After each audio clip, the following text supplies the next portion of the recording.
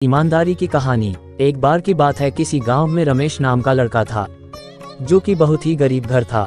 वह पढ़ाई लिखाई करने के बाद काम की तलाश में शहर गया, जो कि उसे अपने पढ़ाई के हिसाब से काम नहीं मिल रहा था। हर जगह बहुत ही कम पगार पर मेहनत मजदूरी का काम मिल रहा था। इस तरह वह काम के चक्कर में भटकते भटकते एक सेठ के यहाँ पहुँच गया। फिर वह उस सेठ के यहाँ मेहनत मजदूरी के काम पर लग गया।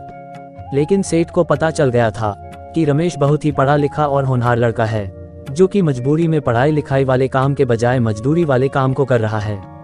उस सेठ के एक मेहनती और ऐसे ईमानदार व्यक्ति की तलाश थी, जो कि उसका हिसाबबारी और सारे काम को संभाल सके, जिसके लिए उस सेठ ने रमेश की ईमानदारी की परीक्षा लेनी चाहिए।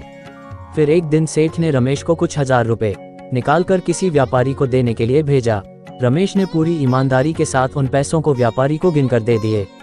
इस तरह रमेश के ईमानदारी से बहुत प्रभावित हुआ, लेकिन वह सेठ रमेश की और परीक्षा लेने की सोची। फिर वह अगले अपने पेटी में कुछ हजार रुपए गिनकर रख दिए थे और रमेश को बोला कुछ हजार रुपए निकालकर एक व्यापारी को दे आए।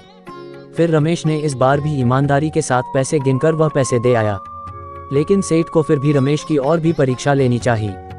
फिर सेठ ने कुछ रुपए पेटी में रख दिए थे, लेकिन गरीब रमेश की माली हालत ठीक नहीं थी। फिर वह 200-300 रुपए पेटी से चुराकर अपने पास रख लिए थे। लेकिन बाद में जब सेठ ने सारे पैसे गिने थे, 300 रुपए कम थे। लेकिन सेठ ने रमेश से कुछ नहीं कहा। इस तरह रमेश की इस चोरी करने की हिम्मत दिन प्रतिदिन बढ़ने लगी और फिर रोज चोरी करने लगा। और फिर जब सर पानी से ऊपर चढ़ गया तो सेठ ने रमेश को अपने पास बुलाया और कहने लगा, रमेश, मुझे एक ऐसे ईमानदार व्यक्ति की जरूरत थी जो कि मेरे कामकाज और व्यापार को संभाल सके और उस व्यक्ति को फिर अपने जमीन जायदाद का मालिक भी बना देता, क्योंकि मेरे पास कोई संतान नहीं है। लेकिन तुम पैसे के लालची इंसान हो, क्योंकि तुम रोजाना चोरी करने लगे हो। क्योंकि मुझे पता था जो व्यक्ति ईमानदार होता है वह दूसरों के पैसे को कभी नहीं चुराता है, बल्कि वह अपने मेहनत के ही पैसे को खाता है। इसलिए तुमको आज से इस नौकरी से निकालता हूँ। और जितने भी पैसे चुराए हैं वे तुम्हारे मजदूरी से भी कट कर लिए जाएंगे। सेठ की ये सारी बातें सुनकर रमेश को बहुत ही पछतावा हुआ, लेकिन उसका अब कुछ नहीं हो सकता है, क्योंकि अपने चोरी की वजह से सेठ के विश्वास को खो चुका था। अब उसे सिर्फ पछतावा के अलावा कुछ हासिल नहीं होने वाला था। इस तरह रमेश अपने चोरी के चलते विश्वास और नौकरी दोनों खो चुका था।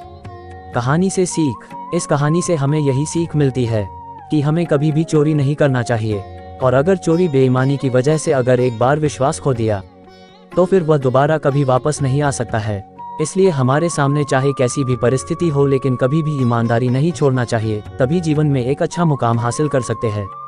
नमस्कार दोस्तों, आप सभी का हमारे एक विपुल हिंदी कहानी चैनल पर स्वागत है। आप सभी को हिंदी की रोमांचक कहानियां रोज सुनने को मिलेगी और रोज एक नई कहानी। आपने हमारे चैनल को अभी तक सब्सक्राइब नहीं किए हैं तो चैनल पर जाकर सब्सक्राइब करें और बेल आइकॉन को भी दबाएं, इससे आपको हमारे चैनल की नई कहानी जल्दी मिलेगी।